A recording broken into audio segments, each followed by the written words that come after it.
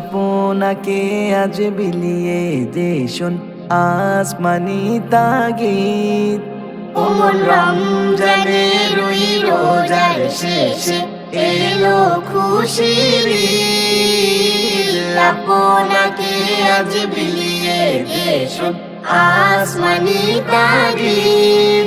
তোর সোনা দানা বালা খানা সব রহিল্লায়, তোর সোনা দানা বালা খানা সব রাহে লিল্লাহ।